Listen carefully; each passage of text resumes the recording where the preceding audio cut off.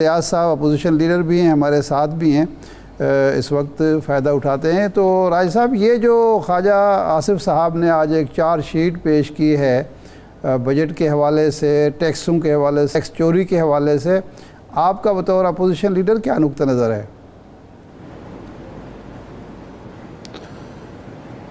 मैं समझता हूँ जी कि वो खुद हुकूमत में रहे हैं और दो ताई अक्सरियत वाली हुकूमतों में खुद ख्वाजा साहब रहे हैं, मुस्लिम लीग नून की हुकूमत रही है।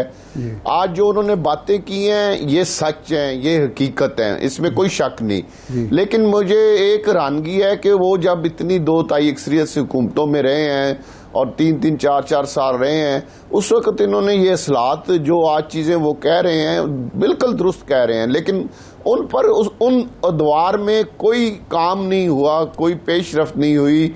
अगर उन्होंने इन चीज़ों पर पेशरफ्त की होती जो उनके इल्म में है और आज उन्होंने असेंबली के अंदर उस पर बात भी की है, तो एक हैरानगी वाली बात है कि जब उनकी दो ताई की अक्सरियत वाली हुकूमतें थी तो उन हुकूमतों में इन चीज़ों को एड्रेस क्यों नहीं किया गया।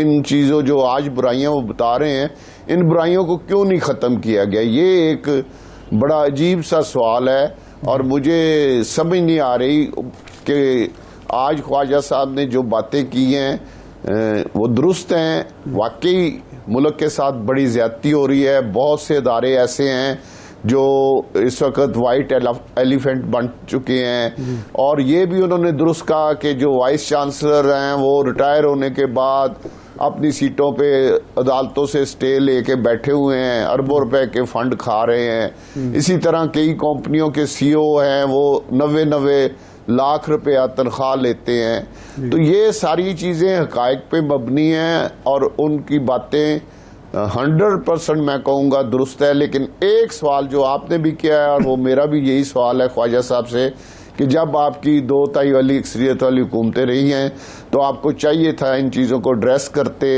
इन बुराइयों को ख़त्म करते और पाकिस्तान को मजबूत करने के लिए अपना एक रोल अदा करते, जो कि नहीं हो सका। राजा साहब ये जो नहीं हो सका तो अब भी तादियों को तमाद, जी फरमाएं। अब भी ये तादियों को तमाद में लेके जी अब भी मौका है तादियों को तमाद में लेके आज जो उन्होंने चीजें कही हैं इन पर पेशरफ्त करें, इन बुराइयों को खत्म करने के लिए अमली इकदाम शुरू करें। हम बतौर अपोजिशन इन बुराइयों को खत्म करने के लिए हुकूमत का भरपूर साथ देंगे, क्योंकि हम ये समझते हैं कि ये वाकई मुल्क के साथ ज्यादती हो रही है। मुल्क का माशी तौर पे बहुत कमजोर हो चुका है। अब इस तरह के जो हमारी शाह खर्चियां हैं वो पाकिस्तान कम अज कम बर्दाश्त नहीं कर सकता। तो इस पाकिस्तान को अगर माशी तौर पे खड़ा करना है तो ये तमाम चीजों जो आज ख्वाजा साहब ने कही हैं और इसके अलावा और भी हैं, उन सारी को एड्रेस करना चाहिए।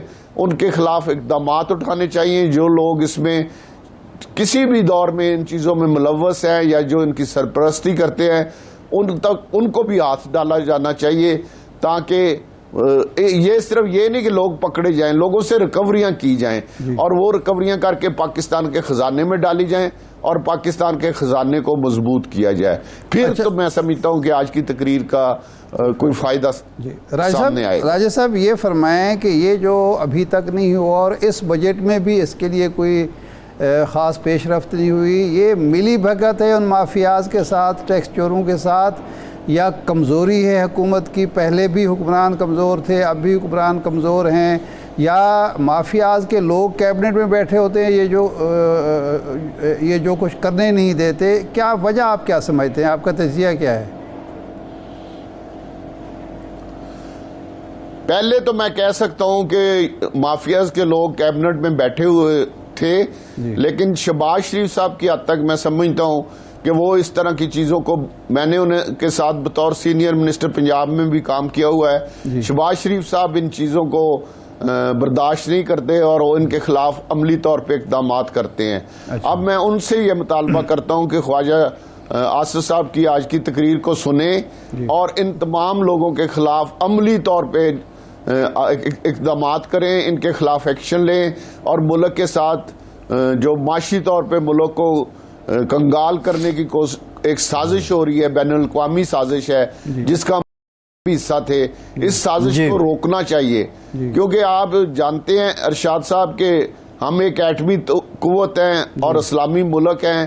पूरी दुनिया में इस चीज की बड़ी फिक्र है कि इनके पास एटम बम क्यों है, तो वो हमें, और तो उनके पास कोई रास्ता नहीं है। एक उन्होंने को ट्राई किया, वो भी नाकाम हो गया। अब उनके पास एक ही रास्ता है कि मुल्क को माशी तौर पे इतना बुरे हालात कर दिए जाएं। जी सही है। हम अच्छा राजा साहब आप चेयरमैन पीटीआई की बात कर रहे हैं। सवाल ये है कि देखें, इस्तेहकाम पाकिस्तान पार्टी बन गई है और आप जहांगीर तरीन साहब के बहुत करीबी साथी हैं और उन लोगों में से थे जिन्होंने चेयरमैन पीटीआई के ख़िलाफ़ एक अलम बगावत बुलंद किया था, अवलीन लोगों में से। आपका सियासी मुस्तकबिल अब किसके साथ है? अभी आप पीटीआई की टिकट पे हैं, आगे आप इस्तेहकाम पाकिस्तान में नज़र आएंगे या कहीं और होंगे?